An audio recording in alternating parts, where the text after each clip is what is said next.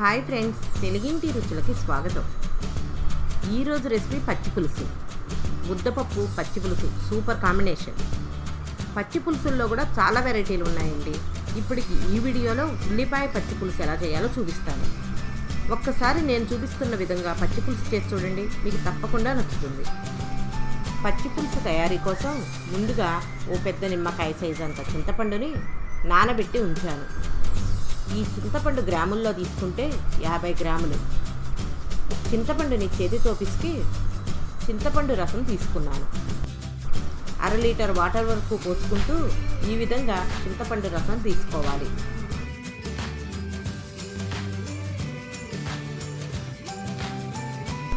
ఈ రసంలో రుచికి సరిపడా ఉప్పు, 1 స్పూన్ బెల్లం, సన్నగా తరిగిన కొత్తిమీర వేసుకొని రసాన్ని పక్కన పెట్టుకున్నాను.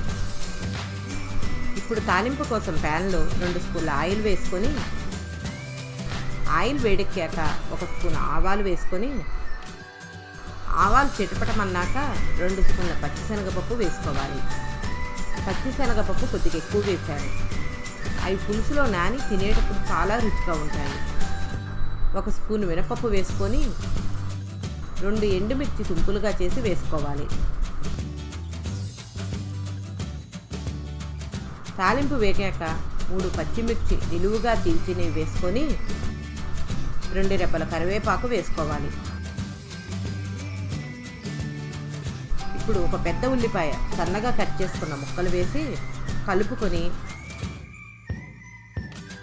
1/2 స్పూన్ పసుపు వేసి 1 నిమిషం పాటు ఉల్లిపాయలు మగ్గనివ్వాలి.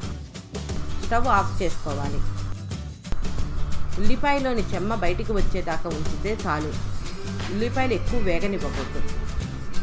ఇప్పుడు తాలింపుని ముందుగా ప్రిపేర్ చేసి ఉంచుకున్న చింతపండు రసంలో వేసుకొని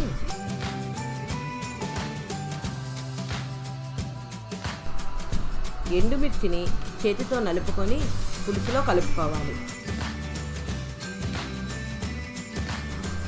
ఇలా నలుపుతూ కలపటం వల్ల ఎండుమిర్చిలోని కారం, ఉల్లిపాయలోని ఘాటు పులుసుకు పట్టి పర్ఫెక్ట్ టేస్ట్ వస్తుంది. అంతేనండి, సింపుల్ అండ్ ఈజీ పచ్చి పులుసు రెడీ. మరి ఈ రెసిపీ మీకు నచ్చితే లైక్ చేసి మీ ఫ్రెండ్స్కి షేర్ చేయండి. మా మరిన్ని రుచికరమైన రెసిపీస్ కోసం మా ఛానల్ని సబ్స్క్రైబ్ చేసుకోండి. Thank you friends, bye.